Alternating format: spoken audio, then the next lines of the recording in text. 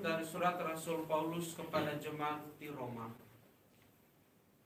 Saudara-saudara, janganlah dosa berkuasa lagi di dalam tubuhmu yang fana, supaya kalian tidak lagi menuruti keinginannya. Janganlah kalian menyerahkan anggota-anggota tubuhmu kepada dosa untuk dipakai sebagai senjata kelaliman. Tetapi serahkanlah dirimu kepada Allah sebagai orang-orang yang dahulu mati dan kini sekarang hidup. Serahkanlah anggota-anggota tubuhmu kepada Allah untuk dijadikan senjata-senjata kebenaran. Sebab kalian tidak akan dikuasai lagi oleh dosa, karena kalian tidak berada di bawah hukum Taurat, melainkan di bawah kasih karunia. Jadi bagaimana?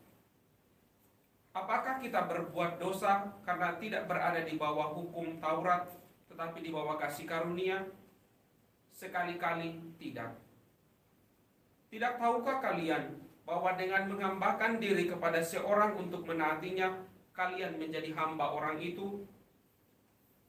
Bahwa kalian harus menaati dia, baik dalam dosa yang memimpin kalian kepada kematian, maupun dalam ketaatan yang memimpin kalian kepada kebenaran. Tetapi syukurlah kepada Allah. Dulu memang kalian hamba dosa, tetapi sekarang kalian dengan segenap hati telah menaati pengajaran yang disampaikan kepadamu. Kalian telah dimerdekakan dari dosa dan menjadi hamba kebenaran. Demikianlah sabda Tuhan. Syukur kepada Allah. Referen Mazmur tanggapan, pertolongan kita dalam nama Tuhan. Pertolongan kita dalam nama Tuhan. Jikalau bukan Tuhan yang memihak kepada kita, biarlah Israel berkata demikian.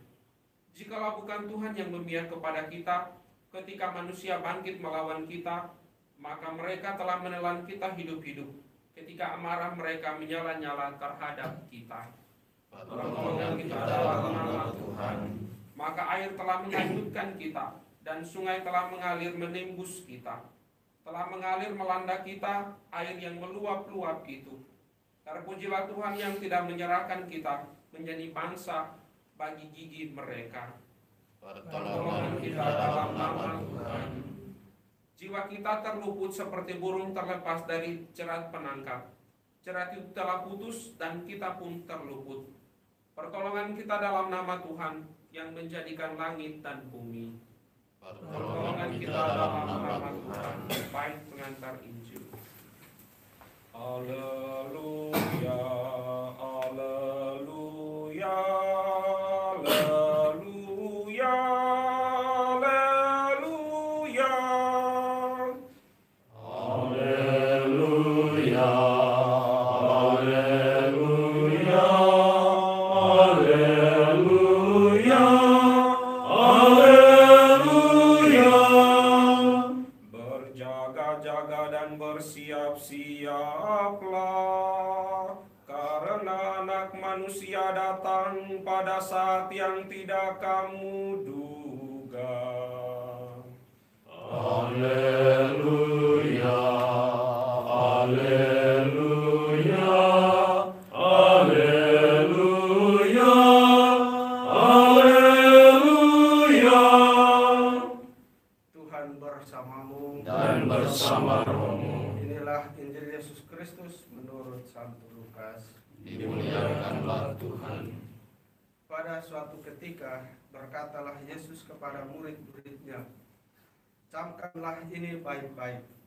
Jika tuan rumah tahu pukul berapa pencuri akan datang, ia tidak akan membiarkan rumahnya dibongkar. Hendaklah kalian juga siap sedia, karena Anak Manusia akan datang pada saat yang tak kalian sangka-sangka. Petrus bertanya, Tuhan, kami sajakah yang kau maksudkan dengan perumpamaan itu, ataukah juga semua orang? Tuhan menjawab, siapakah pengurus rumah yang setia dan bijaksana yang akan diangkat oleh tuannya menjadi kepala atas semua hambanya untuk membagikan makanan kepada mereka pada waktunya? Berbahagialah hamba yang didapati tuannya sedang melakukan tugasnya ketika Tuhan itu datang. Aku berkata kepadamu, sungguh Tuhan itu akan mengangkat dia menjadi pengawas segala miliknya. Tetapi jika hamba itu jahat dan berkata dalam hatinya, Tuanku tidak datang-datang, lalu ia mulai memukuli hamba-hamba lain, pria maupun wanita, dan makan minum serta mabuk, maka tuannya akan datang pada hari yang tidak disangka-sangkanya dan pada saat yang tidak diketahuinya. Dan Tuhan itu akan membunuh dia serta membuat dia senasib dengan orang-orang yang tidak setia. Hamba yang tahu akan kehendak tuannya, tetapi tidak mengadakan persiapan atau tidak melakukan apa yang dikehendaki tuannya, ia akan menerima banyak pukulan. Tetapi barang siapa tidak tahu akan kehendak tuannya dan melakukan apa yang harus mendatangkan pukulan, ia akan menerima sedikit pukulan. Barang siapa diberi banyak, banyak pula yang dituntut daripadanya. Dan barang siapa dipercaya banyak, lebih banyak lagi yang dituntut daripadanya. Demikianlah sabda Tuhan. Terpujilah Kristus. Saudara-saudari, ada dua hal yang perlu kita renungkan. Yang pertama adalah kesetiaan. Kesetiaan ini adalah salah satu sifat utama karakter dari Tuhan sendiri. Kita dengarkan juga dalam kitab suci, kalau kita menyangkal dia juga akan menyangkal kita.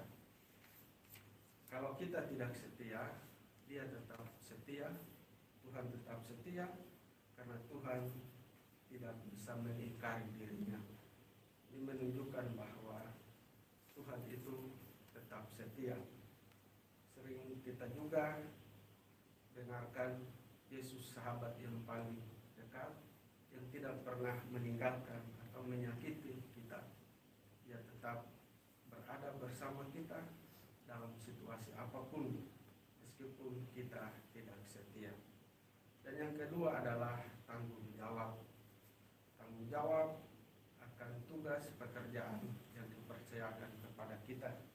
Tetapi terutama juga tanggung jawab untuk mengembangkan apa yang telah Tuhan anugerahkan kepada kita, bakat talenta yang kita miliki. Mari kita berdoa, semoga kita setia dan bertanggung jawab